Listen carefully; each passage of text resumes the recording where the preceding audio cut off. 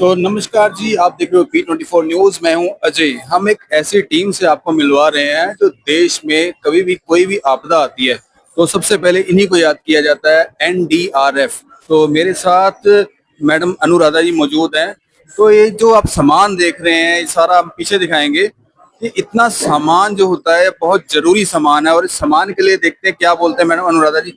Madam, NDRF एक बहुत बड़ा नाम है, एजेंसी है देश की।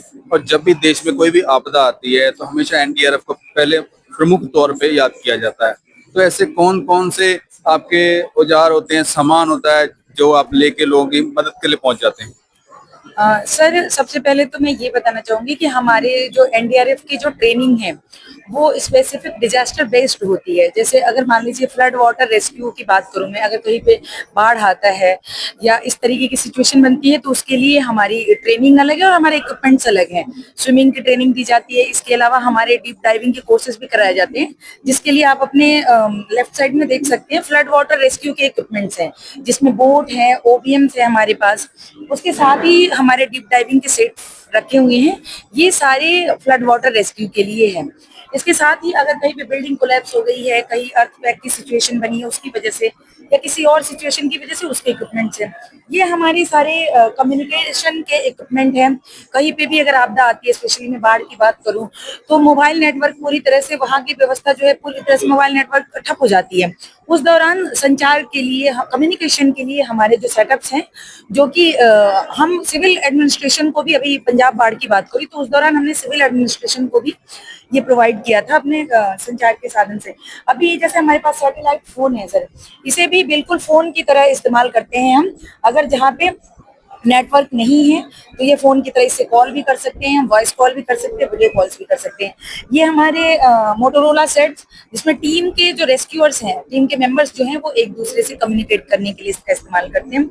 इसके अतिरिक्त अगर आप देखेंगे आपके सामने, ये माउंटेनियरिंग के इक्विपमेंट्स हैं, जो कि अगर कहीं पहाड़ों पे या ऐसी सिचुएशन है वहां पे हम लोग इन इक्विपमेंट्स का इस्तेमाल करते हैं। इसके अलावा कहीं ऊंची बिल्डिंग से किसी विक्टिम को अगर रेस्क्यू करना है, जिसका डेमो थोड़ी देर में हम आप लोगों को दिखाएंगे, तो उसके दौरान भी हम रोप्स का इस्तेमाल करते हैं। ये जो सेफ्टी हेलमेट है, जो हार्नेस है, इनका इस्तेमाल करते हैं सर। इसके बाद इसके जो अगले टेबल तक आप देखेंगे, ये CSSR यानी collapse structure search and rescue के लिए ये कटिंग इक्विपमेंट्स हैं हमारे पास, जो कि कुछ गैसोलीन के हैं, कुछ इलेक्ट्रिक ऑपरेटेड और कुछ बैटरी ऑपरेटेड। बड़े बड़े हमारे इक्विपमेंट्स हैं।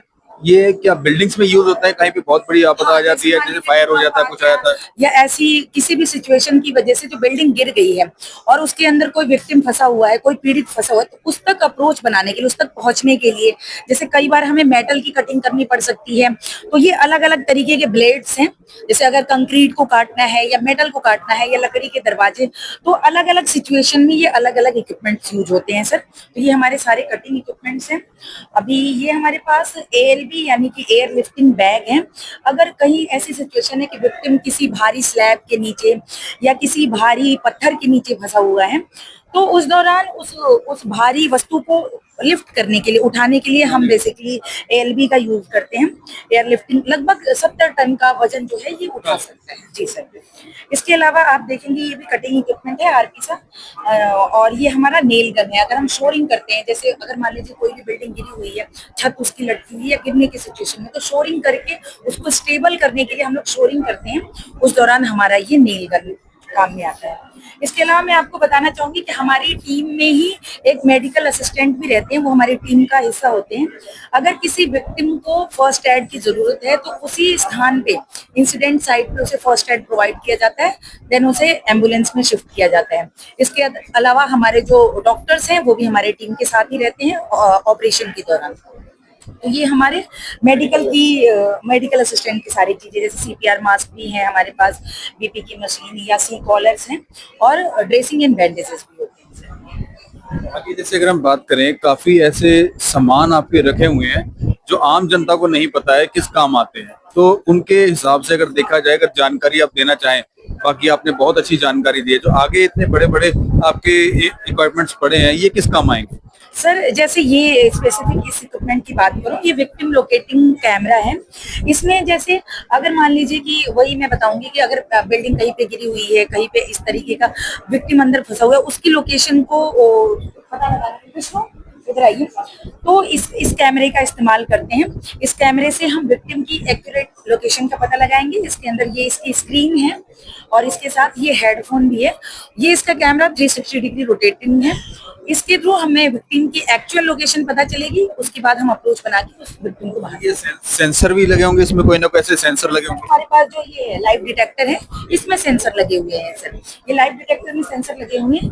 तो इसमें इस मशीन के थ्रू हम जो अंदर अगर कोई विक्टिम है वो सांस ले रहा है या कोई हरकत करता है, चाहे वो उसकी बिल्कुल बेहोशी की हालत है, लेकिन अगर वो थोड़ी बहुत भी हरकत करता है तो हमें इस इक्विपमेंट के द्वारा पता चलता है। ये अलग अलग इक्विपमेंट स्पेशली मैं आपको बताऊं ध्वस्त ढांचा है, कहीं भी कोई भी बिल्डिंग गिरी हुई है उसके लिए। आगे आप देख पा रहे हैं यहाँ पे CBRN, that is chemical, biological, radiological and nuclear.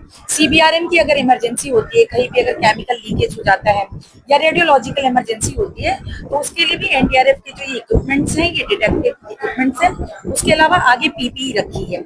Situation के हिसाब से हम अपना PPE पहनते हैं, पर्सनल प्रोटेक्टिव इक्विपमेंट, और ऑपरेशन को उस दौरान हम रिस्पॉन्ड करते हैं। जी, सबसे बड़ी चीज है जो NDRF है, NDRF का नाम जो सुनते ही लोगों में कहीं ना कहीं एक राहत हो जाती है। और कहीं आपदा आती है, कोई बहुत बड़ी ऐसे डिजास्टर आ जाते हैं, जब फ्लड आ जाता है, तो वहां पे जब NDRF को याद किया जाता है तो लोगों में एक शांति का माहौल बनता है। NDRF आ रही है टीम, और सबसे बड़ी चीज है जब बोला जाता है टीम, वो जो टीम है वो टीम में कितने मेंबर ऐसे होते हैं जो आपको पता हो, थोड़ा जानकारी? मतलब किस पर्पज से आप? जैसे कोई भी आपदा आती है, कहीं बिल्डिंग टूट गई है मान लीजिए, या कहीं ऐसी नहर टूट गई है, या कहीं बांध टूट गया है, तो कितने लोग आपकी टीम में शामिल होते हैं उसमें? कौन? बिल्कुल, जैसे हमारी पूरी बटालियन जो है 7th NDRF से मैं बिलोंग करती हूँ, तो हमारी पूरी एक बटालियन में टोटल 18 टीम होती है। और एक टीम में अगर मैं बात करूँ टीम की, तो एक टीम में टोटल 47 बंदे होते हैं, 47 रेस्क्यूअर्स होते हैं, जो हर तरीके की आपदा से निपटने के लिए पूरी तरह से तैयार होते हैं। अगर टीम के सदस्यों की बात करूँ तो उसमें टीम में सबसे पहले हमारे जो टीम कमांडर टीम 2IC होते हैं, और जो रेस्क्यूअर, उसके अलावा हमारे ड्राइवर्स भी होते हैं उसमें, और हमारे जो कैनाइन सर्च के लिए हमारे डॉग हैंडलर्स भी होते हैं 2। इसके अतिरिक्त मैंने अभी जैसे WT के बताया, कम्युनिकेशन डिपार्टमेंट के भी हमारे रेस्क्यूअर्स उसमें शामिल होते हैं, मेडिकल असिस्टेंट भी उसमें शामिल होते हैं। इसके अलावा हर टीम में 2 फीमेल रेस्क्यूअर भी उस टीम का हिस्सा होती है। तो एक तरह से मैं आपको बताना चाहूंगी कि एक पूरी टीम हर तरीके से और हर रेस्क्यू, हर ऑपरेशन में, हर तरीके की आपदा से लड़ने के लिए पूरी तरह से सक्षम और ट्रेंड होती है सर। तो धन्यवाद आपका, बहुत सारी जानकारी आपसे ली हमने। तो मैं बता देता हूँ आपको, ये P24 पे एक स्पेशल रिपोर्ट है जो NDRF के लिए, और NDRF क्या काम करती है उसके लिए जानकारी एक आम जनता तक पहुंचानी है। क्योंकि NDRF का नाम सुनते ही लोगों में कहीं ना कहीं एक दिमाग में ये आता है कि कोई ना कोई हमारी जो मदद है उसको करने के लिए NDRF से कोई आ रहा है। तो NDRF, ये वो NDRF है। हाल ही में होशियारपुर में एक बच्चा बोरवेल में गिरता है, तो यही टीम थी जो आज आप यहाँ देख रहे हैं, यही टीम थी उस बच्चे को बोरवेल से बाहर निकालने वाली। तो आप देखते रहिए P24 न्यूज, ऐसी ही इंफॉर्मेशन हम हाजिर होंगे।